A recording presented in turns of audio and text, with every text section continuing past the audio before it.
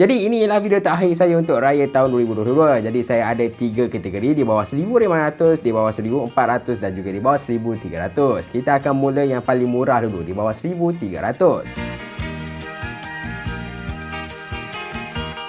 Poco F3 5G ni dijual dengan harga RM1,269. Ditawarkan dengan 8GB RAM 128GB memori. Sebenarnya Poco ni tak banyak dekat pasaran, tapi secara online dan juga beberapa kedai saya pergi ada lagi, tapi stok dia memang sikit sangat. Yang menarik tentang smartphone ni ialah dia ada skrin yang agak besar, iaitu 6.67 inci jenis AMOLED dan juga 120Hz untuk refresh rate. Ditambah dengan Snapdragon 870 5G yang mana ini merupakan chipset kelas flagship yang ditawarkan dengan harga mid range. Cuma bateri dia mungkin ketinggalan sikit lah, iaitu 4520mAh dengan 33W. Tapi bagi saya dengan spesifikasi yang ditawarkan kan, dari segi chipset segalanya, memang Poco F3 menawan hati. Ditawarkan dengan 3 kamera setup 48MP sebagai kamera utama dan juga 20MP untuk kamera hadapan. Jadi kepada anda yang tercari-cari smartphone last minute ni, Poco F3 mungkin tak lah, sebab dekat pasaran tak berapa banyak. Satu lagi daripada Poco juga yang mana sebenarnya lebih kepada online, dia tak ada kat offline sangat, iaitu Poco X3 GT. Ditawarkan dengan harga RM1,269, 8GB RAM 128GB memori dengan penawaran yang sangat bagus macam Poco F3 tadi. Hadir dengan skrin 6.6 inci tapi jenis IPS saja 120Hz. Tapi chipset dia yang padu sebenarnya. Dia gunakan Dimensity 1100 5G, antara chipset yang berkuasa daripada MediaTek. Kalau tahun lepas memang cukup berkuasa, tahun ni ada penggantinya. Bateri dia pun not bad, 5000mAh dan juga dia ada fast charging yang laju 67W dekat sini. Pandai Poco kan. Cuma untuk Poco X3 GT ni kamera dia biasa saja. Kamera utama dia ialah 64MP dan kamera depan 16MP. Biasa-biasa je. Jadi kita kembali untuk peranti yang akan dijual kat kedai. Yang ini sebenarnya agak baru, jadi mungkin tak banyak kedai yang tawarkan, iaitu Infinix. Infinix Zero X Pro ni ditawarkan dengan harga RM1,269. Yang best dia 8GB RAM dan juga 256GB memori. Tawaran memori yang lebih besar, storan yang lebih besar. Apa yang ditawarkan dekat dalaman ni pun not bad, 6.67 inci jenis AMOLED 120Hz. Dengan harga macam ni, Infinix pandai tawarkan spesifikasi. Cumanya dia punya chipset kat sini ialah Helio G95 dan dekat sini bateri dia hanyalah 4500mAh. Untuk kamera dia agak bagus juga, yang mana kita ditawarkan dengan kamera utama dia 108MP dan juga kamera depan 16MP. Jadi kalau anda tak mahukan prestasi sangat tapi nakkan benda-benda lain macam skrin kan, anda boleh pilih Infinix. Baru je dilancarkan, tak silap saya tak sampai seminggu lagi kan, kita ada Vivo T1 5G. Serius saya cakap, kali ni Vivo dia macam menawarkan sesuatu yang memang kena dengan harga dia kan. Kalau sebelum-sebelum ni memang dia jarang nak buat, tapi kali ni memang saya respect habis untuk Vivo. Vivo T1 5G ni tawarkan dengan 8GB RAM 128GB memori dengan harga RM1,269. Apa yang menarik lah dari segi spesifikasi. Dia ada skrin 6.44 inci jenis AMOLED 90Hz, tapi dia punya chipset ialah Snapdragon 778G. Power kot. Chipset ni sokong 5G yang ada sekarang dan dia ada bateri sebesar 4700mAh dengan 66W fast charging. Tambahan pada itu, anda juga boleh gunakan 4GB RAM sebagai memori yang tambahan lah kan. Dekat sini dah ada 8, boleh gunakan 4 lagi. Cumanya kali ni nampak gaya Vivo korbankan sesuatu yang penting kat smartphone ni, iaitu bab kamera, yang mana ditawarkan dengan kamera yang agak biasa, 64 dekat bahagian utama dan 16 dekat bahagian depan. Kalau tengok kat sini kan, sebenarnya Vivo boleh buat sebuah peranti yang powerful kau, tapi kena korbankan kamera lah, sebab Vivo ni orang beli mostly bab kamera dia yang cantik. Beautiful sebenarnya. Kalau lah anda pergi kedai tiba-tiba Vivo habis kan, anda nak beli peranti apa? Jawapan dia ialah Samsung. Yang ini memang banyak kat kedai, jangan tipu lah, mesti ada punya. Pilihan saya ialah Samsung Galaxy M52 5G. Saya tak sure lah kalau tiba-tiba Samsung kata nak jual online saja kan untuk model ni, sebab Samsung memang suka buat macam tu. Penawaran 8GB RAM 128GB memori dengan harga RM1,269. Apa yang best dia tentang peranti ni? Sebenarnya skrin dia agak luar biasa, iaitu 6.7 inci jenis Super AMOLED Plus. Apa yang plus saya tak pasti, tapi memang Samsung ni suka dengan skrin AMOLED.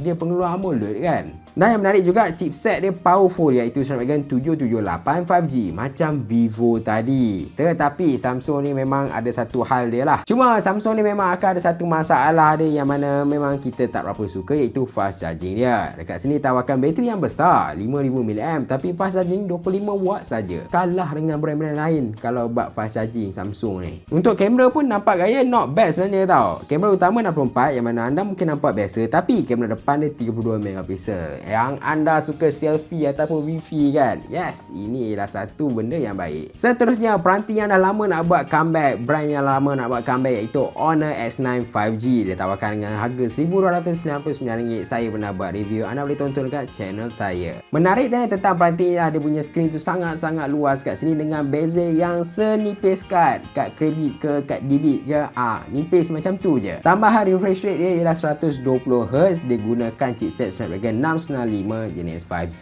dekat sini. Menarik dia juga, bateri dia ada 4800mAh dan fast charging 66W. Tahniah untuk Honor kali ni. Bab kamera dia sebenarnya memang kalau tengok dekat channel saya lah, saya boleh katakan kamera dia biasa je, kecuali kalau nak guna mode yang ada kat bahagian dalam tu, terutama night mode dia. Memang mantap habis. Hadir dengan kamera utama 48MP dan juga kamera hadapan 16MP. Katakanlah anda pergi cari kat semua kedai, nampak gayanya tak ada peranti yang anda nak, mungkin anda kena beli online juga. Dan saya sarankan anda beli Redmi Note 11 Pro 5G. Sebenarnya dia berbeza dengan jenis 4G. Harga dia pun berbeza, iaitu RM1,299, 8GB RAM, 128GB memori. Yang 5G ni gunakan Snapdragon 695 dekat sini. Jadi sokonglah 5G yang ada kat Malaysia. Dan dia punya skrin pun agak besar, 6.67 inci jenis AMOLED. Ditambah dengan 120Hz dan bateri dia yang berkuasa itu 5000mAh berserta fast charging 67W. Memang ngam secukup rasa. Kamera dia pun sebenarnya not bad. Kamera utama 108MP dan kamera depan 16MP. Seterusnya kita pergi ke penawaran smartphone di bawah harga RM1,400. Dekat sini saya hanya ada dua pilihan peranti saja kan. Sedih jugalah sebab dekat kategori ni tak banyak peranti pilihan yang best. Kebanyakan spek dia macam ayam-ayam je kan, tapi harga dia gila mahal kan. Saya cuba bagi kat anda yang anda boleh belilah. Antara pilihan saya untuk kategori kali ni ialah Realme GT Master Edition. Yes, saya pernah guna peranti ni dan saya boleh katakan design dia lain macam. Dekat bahagian belakang dia ada lekuk-lekuk macam bag tu kan, dengan warna kelabu dia.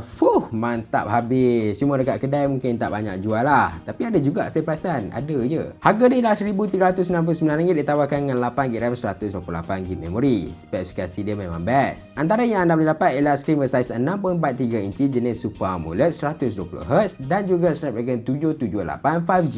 778 memang powerful sebenarnya. Bab bateri dia mungkin kurang sikit lah, iaitu dia ada bateri sebesar 4300 saja, tapi fast charging dia bagus, 65W. Kamera dia pun sebenarnya not bad. Kita ada kamera utama 64MP dan kamera depannya 32MP. Bagus untuk anda yang sukakan selfie. Seterusnya, kalau nak beli, nampak gayanya penawaran harga untuk peranti ni memang agak bagus. Cuma dekat kedai memang tak ada lah, iaitu Xiaomi 11T. Bukan kata tak ada, tak banyak sebenarnya. Harga ditawarkan ialah 8GB RAM, 128GB memori dengan harga RM1,399. Ditawarkan dengan spesifikasi yang memang bagus. Antaranya anda dapat dengan skrin 6.67 inci jenis AMOLED 120Hz. Memang skrin dia besar, ditambah dengan Dimensity untuk chipset dia. Bukan biasa-biasa lah tu, Dimensity 1200. Memang powerful, boleh lawan dengan Snapdragon 7 series. Penawaran bateri dia pun bagus, iaitu 5000mAh dengan fast charging 67W. Kamera utama 108MP dan juga kamera depan 16MP. Jadi ini saja pilihan saya, dua peranti di bawah harga RM1,400. Next kita pergi di bawah harga RM1,500. Jadi untuk di bawah harga RM1,500, segmen terakhir kita, saya boleh katakan peranti yang dijual ni sebenarnya jenis online saja, offline tak ada pun. Saya dah cuba-cuba lah, kawasan saya memang tak ada lah. Tak tahulah kalau anda duduk kawasan KL tiba-tiba ada kan. Tapi disebabkan saya nak listkan yang terbaik juga, jom kita mula dengan peranti pertama kita. Pilihan saya yang pertama ialah Redmi Note 11 Pro Plus. Ramai yang bising peranti ni tak ada dekat pasaran sebenarnya kan. Sebenar-benarnya lah, peranti ni datang daripada China. Bila datang daripada China, China pula ada macam darurat ke lockdown lah kira kan, tak dapatlah masuk Malaysia. Jadi dekat stok Malaysia ni memang sangat-sangat terhad. Kalau ada pun alah 1-2 ikut. Dia ada skrin bersaiz 6.67 inci AMOLED 120Hz dengan Dimensity 920. Ditambah kat sini bateri dia ialah 4500mAh dan yang paling gila lagi ialah dia punya fast charging 120W. Bayangkan 120W kan. Dan bab kamera dia ialah 108MP kamera utama dan juga 16MP kamera depan. Satu jenama yang agak rare dah sekarang, saya pun tak pasti kan. dan dekat tengok YouTube tak ada pun orang nak buat review sangat, iaitu OnePlus. OnePlus yang saya maksudkan ialah OnePlus Nord CE2 5G. Dia diam-diam dilancarkan kan. Dengan harga RM1,469 dan juga 8GB 128GB memori, anda boleh dapat sebuah smartphone bersaiz 6.43 inci jenis AMOLED 90Hz. Tak cukup dengan tu, dia hadir dengan Dimensity 900 dan juga fast charging 65W. Cuma bateri dia kecil sikit, 4500mAh je kat sini kan. Kamera dia pun nampak biasa-biasa, 64MP dan juga kamera depan 16MP. Dan pilihan terakhir yang baru juga dilancarkan dekat pasaran iaitu Poco X4 Pro 5G. Hadir dengan harga RM1,469, 8GB RAM 256GB memori. Apa yang smartphone ni boleh bagi dekat anda ialah skrin yang besar 6.67 inci jenis AMOLED 120Hz. Tak cukup dengan tu, dia ada stereo speaker dan design dia yang nampak lawa sikit kan daripada siri Redmi. Poco ni dia lain macam sikit designer dia. Cumanya dia punya chipset biasa sajalah, iaitu Snapdragon 695 5G saja kat sini. Kalau nak tawarkan ataupun nak dibandingkan dengan peranti yang sama harga dengannya. Kamera dia ialah 108MP. Saya pun sebenarnya agak terkejut Poco cuba nak fokus kat kamera dan kamera depan dia 16MP. Jadi untuk penawaran di bawah harga RM1,500 ni, saya sebenarnya mengatakan dekat anda lah, kalau nak berbaloi jangan pergi di bawah harga RM1,500, tapi anda pergi di bawah harga RM1,400 dan juga RM1,300. Sebabnya RM1,400 dengan RM1,300 ni banyak penawaran peranti dekat anda. Ditambah pula spesifikasi dia memang agak gila kat sini. Bila anda tengok di bawah RM1,500 ni, spesifikasi dia macam di recycle balik dengan harga yang tadi tu. Contoh di bawah harga RM1,300, saya boleh cadangkan dekat anda lah kalau nak senang peranti ni dapat, iaitu Vivo T1 5G ni, dan juga saya boleh sarankan Samsung Galaxy M52. Yes, spek dia memang best. Bukan setakat spek dia best, tapi dia punya penawaran spesifikasi lain pun memang bagus kat sini. Tapi saya boleh sarankan yang paling tertinggi kat sini ialah Vivo T1 5G tu lah. Kalau di bawah harga RM1,400 tadi, saya boleh pilih Xiaomi 11T untuk anda. Ataupun kalau saya yang jenis suka design yang pelik-pelik ni, saya akan ambil Master Edition. Ya, memang best. Kenapa saya tak kata Poco F3 ataupun Poco X3 yang RM1,300 kan? Jawapan dia ialah stok dia tak banyak. Sebab tu saya boleh katakan tak memilih sangat lah ke arah itu. Dan kenapa saya tak memilih sebuah smartphone di bawah harga RM1,500? Walaupun saya senaraikan untuk anda, tapi kalau tengok spesifikasi dia dengan harga dekat sini, lebih better anda pergi dekat harga RM1,400 sahaja. Itu pandangan saya lah. Saya just listkan apa yang saya rasa berbaloi untuk anda beli, tapi anda yang tentukan untuk diri anda. Jadi video terakhir kita, saya nak ucapkan selamat Hari Raya Aidilfitri. Maaf zahir dan batin kalau ada saya salah daripada awal video, awal saya buat YouTube ke, memang saya minta maaf lah. Dan tahun depan saya tak pasti lagi lah macam mana kan, mungkin ada lagi ataupun tidak, nantikan dekat channel saya. Yang penting jangan lupa subscribe, dan yang penting juga janganlah lupa share kan, bagilah view saya banyak sikit. Jadi anda ada pendapat lain tak daripada saya kan? Mungkin anda rasa macam smartphone bawah RM1,500 lah kita beli, RM1,400 tak best ke? Tinggalkan dekat bahagian bawah, ataupun ada yang saya tertinggal. Jadi macam biasa, jangan lupa like, subscribe juga share. Terima kasih. Jumpa lagi. Selamat Raya Aidilfitri. Maaf zahir dan batin. Selamat beraya semua. Tak ada PKP, tak ada lockdown.